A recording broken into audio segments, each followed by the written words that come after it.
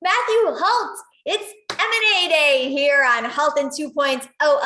It's only a matter of time before Stat comes after us. It's the August 25th episode of Health in 2.0.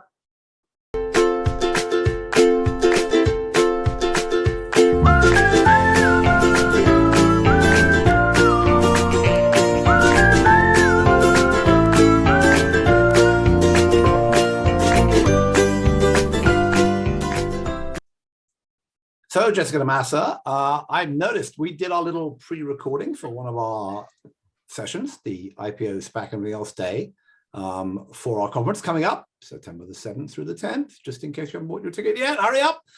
What's next? Healthcare.com. Okay, plug over. And there was quite a bit of conversation about how M&A is going to be the way out for most companies. And apparently we were a day late or 2 weeks early, depending on how you look at it. I don't know. Or maybe I think we're on top of this trend right now here. Well, I mean, maybe there'll be some funding in this, but why don't you... There's one glimmering funding deal. Let's do it. The big one, Headspace merges with Ginger. I got the scoopity scoop on this, but Matthew Holt, what do you think of this? Well, this is quite exciting, isn't it? So this comes up to the question about how much mental health stuff across the board services do you have to deliver to employers? And the answer is that Headspace, clearly it tried, but couldn't really get into the employer market. It's adding Ginger. So Headspace, basically self-service meditation and nice stuff, done very well, running at about 150 million plus in revenue, probably more actually, probably more like 200 this year, we guess, because the whole thing they tell us is going to do 300 million plus this year. Combined valuation around 3 billion. We think about 1.8 of that Ginger, about 1.2 of that. Sorry, 1.8 of that Headspace, 1.2 of that Ginger. What's exciting here, I think, is the ability that they can go to an employer and they can basically say, we've got everybody taken care of, rather than the employer having to put together, people with more severe mental illness and people just need a bit of meditation and relaxation. But clearly, it's the way of the future. And I expect, don't forget, Calm and Lyra have got like a deal, and maybe that's the next tie-up. Yeah, but this whole play is a cost play. You can hear more about it later. Okay, Connect America buys 100 plus, undisclosed the terms. What is this combination? Yes, 100 plus is Ryan Howard of Practice Fusion fame. It's his remote patient monitoring company. I think he raised about 40 odd million without only going to rich individuals, without going to VC, because he hated them so much after what happened at Practice Fusion. Connect America are the people you've probably forgotten about, but they bought Philips Lifeline business, which is kind of their we've fallen but you can't get up, fallen but can't get up business. So they're obviously having a big play to go after, the elderly in the home. Interesting play. All right, our funding deal, AllStripes, they get 50 million, brings their total up to 67. The round was led by Lux. There's a whole bunch of others participating, and one notable angel investor, RF Natu, from Komodo Health, who's speaking at our conference. Of course, yes. So it's Dina Shakir, who's going to be on the board from. Yeah, that's right. Okay. But it's basically a rare disease play. That's the time. I feel like that all right was the start of the next question. You could, but you'd be cheating. I would so be cheating. Okay. Well, all I can say is that it's a rare disease play, for clinical trial recruiting.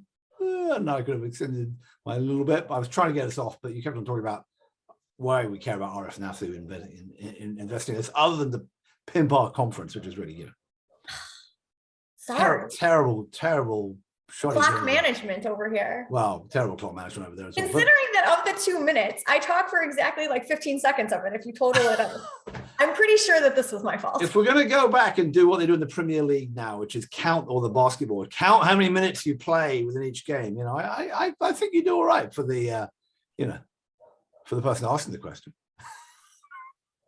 Because you certainly do plenty the rest of the time. I'll remember the unsilenced Jessica hashtag that might need to come back and be on a shirt every episode.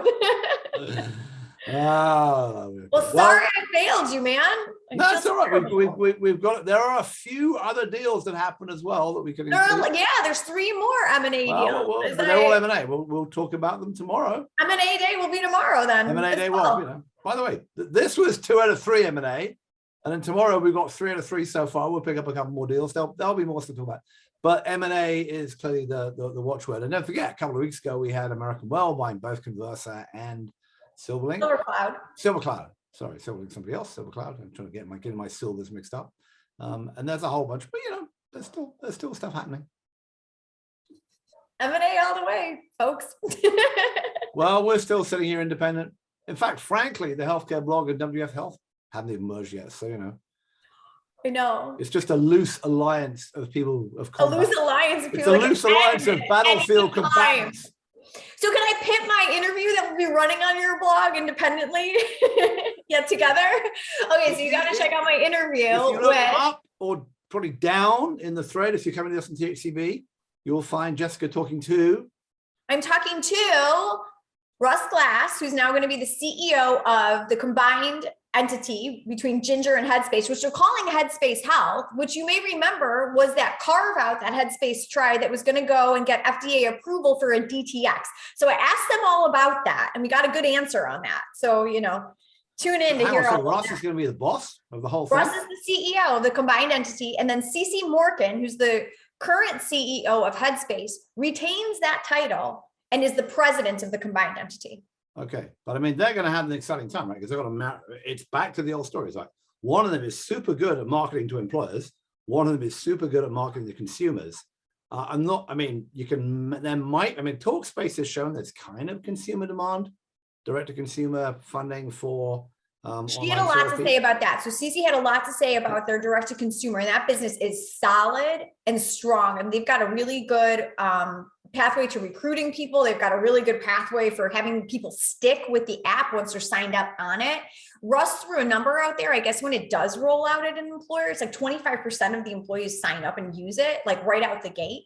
So like their numbers are looking really good. And I think Ginger's very excited about that. But did you ask him, and maybe I should watch the interview, but did you ask him whether they're going to sell the expensive stuff, right? The therapy and the coaching to consumers, or are they just going to sell the Headspace app and build more apps and more? Because Ginger to this point, although its roots go back 10 years, are in a lot of automated stuff. Ginger has basically been a human thing. In fact, we've got the whole, in fact, Russ is in a panel. In a panel at Policy. Not that I want to pimp our conference anymore, but Russ is in a panel. You know, it just seems to be very topical now, doesn't it? Okay, but Russ's panel, right, is about human versus machine. Right? We got the folks from Lyra and Big Health are more machine, Lyra is more human. And this is the sort of issue about, can you effectively scale mental health apps? And yeah, meditation, it's proven you can do it, right? Because it's right. So to answer your question, yes, it's on the roadmap to be able to offer the Ginger suite of coaching and teletherapy and psychiatry services to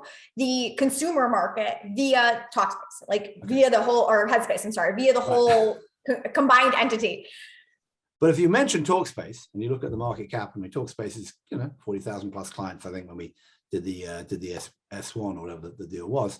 Their market cap is way, way lower than either the valuations. I mean, they're below $1 billion, which is way below than even the valuations you put on these two. So I don't know if they're, it's interesting how much room there is for a relatively expensive monthly direct-to-consumer product compared to obviously employers who are prepared to pay for, more expensive mental health. But well, the thing of it is this becomes a cost play. And so that's how Russ and Cece were explaining it, is that their whole point of going into this merger together was to look how to combine the two solutions together to make mental health affordable for everybody all along the spectrum. So it's like a double backflip here. It's like we're combining the offerings so that there's something all along the spectrum for everybody in one easy to go place. And how can you drive the cost of that down so that it's not unattainable to a big population of people, whether they're on the consumer side or on the employer side. This is the future. All right. Well, it sounds very interesting. We should watch it closely, and you should probably get us out of here. You can mention the conference, because I don't think I can't mention the conference again. What's next healthcare.com. Go check out that agenda. Those are just 3 of 20 panels that we highlighted right there. And then make sure while you're on the internet to follow along with us over there on Twitter. He is at BoltyBoy, putting out those legendary tweets full of snark. And I am over there at Jess Tomasa, just trying to keep up with it all. And be sure to visit the healthcareblog.com, where you can subscribe for our email newsletter and never miss some of these deep inside dive interviews that we get to do with our startup CEOs, these Health in 2.0 episodes where Matthew Holt breaks down those funding deals, and all the other great content that is published on our blog. Ta-da! We'll talk to you guys tomorrow. Bye.